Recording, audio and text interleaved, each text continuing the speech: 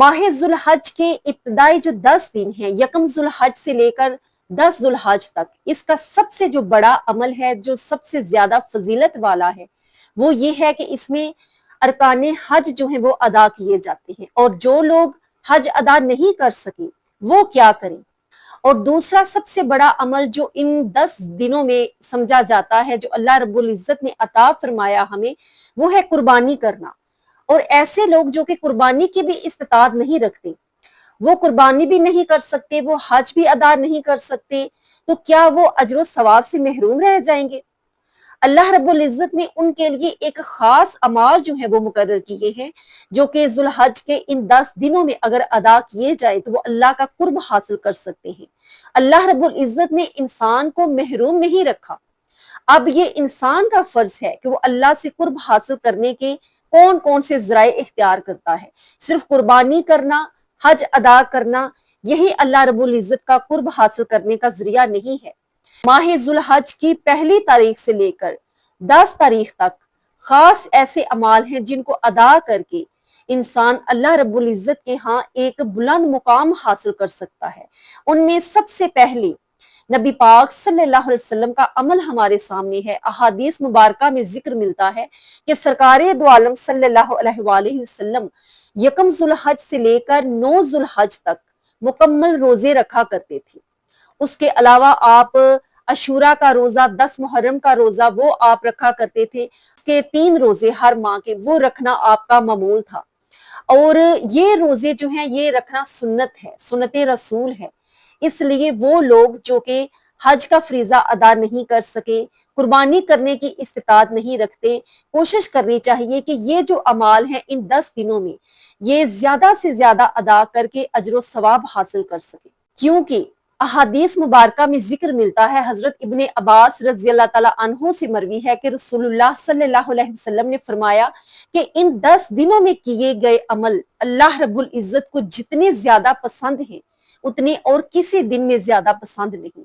तो सहाबा ने अर्ज की, या रसूलल्लाह क्या अल्लाह की राह में जिहाद करना भी? तो आपने फरमाया कि हाँ, अल्लाह की राह में जिहाद करना भी।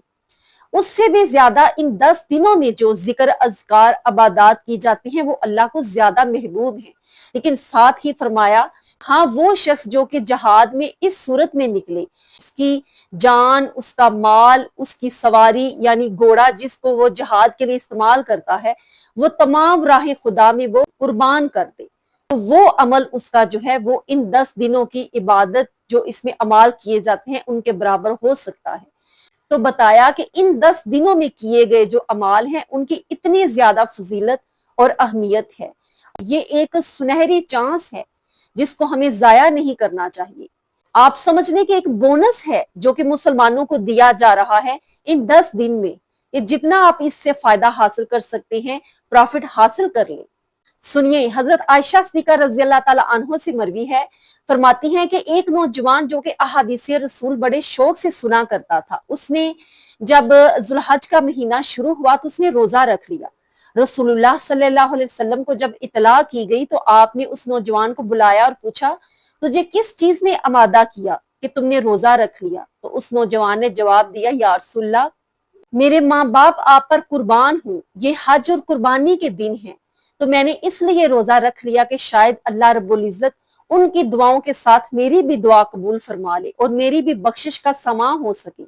तो सुनिए, रसूलुल्लाह सल्लल्लाहु अलैहि वसल्लम ने फरमाया कि तेरे हर दिन के रोजे का अजर 100 गुलाम आजाद करने के बराबर, 100 घोड़ों की कुर्बानी करने के बराबर और राह खुदा में दिए गए 100 घोड़ों के अजर के बराबर है।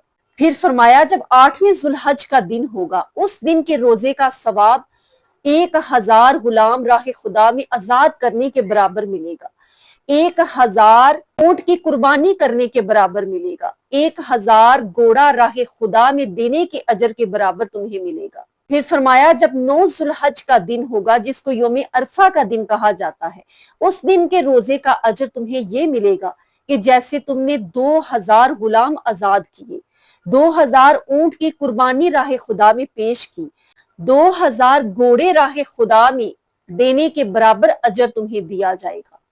حضرت عبداللہ بن مسعود رضی اللہ تعالیٰ عنہ سے مروی ہے کہ جب 9 ذوالحج کا دن ہوتا ہے، یوم عرفہ کا دن ہوتا ہے، تو اللہ رب العزت فرشتوں میں فخر فرماتا ہے اور فرماتا ہے کہ اے فرشتوں، میرے بندوں کو دیکھو جو بکھرے بالوں کے ساتھ، گرد آلود چہروں کے ساتھ، مال خرچ کر کے میری بارگاہ میں حاضر ہونے کے لیے آئے ہیں، اپنے جسموں کو مشقت میں ڈال کر میرے حضور حاضر ہیں، تم گواہ ہو جاؤ، میں نے انہیں بخش دیا۔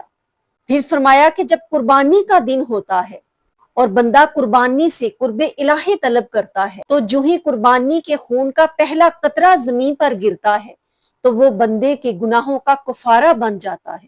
وہ لوگ جو کہ مکمل روزے نہیں رکھ سکتے یکم ذوالحج سے لے کر 9 ذوالحج تک، تو کم از کم 8 ذوالحج کا روزہ یا 9 ذوالحج کا روزہ جو ہے یوم عرفہ کا روزہ جس کو کہا جاتا ہے، وہ ضرور رکھنے کی سعادت حاصل کریں اور ان 10 ایام میں زیادہ سے زیادہ نوافل کی کثرت کریں اور تسبیح و تحلیل ضرور کریں۔ اللہ اکبر، اللہ اکبر، اللہ اکبر، لا الہ الا اللہ واللہ اکبر وللہ الحمد۔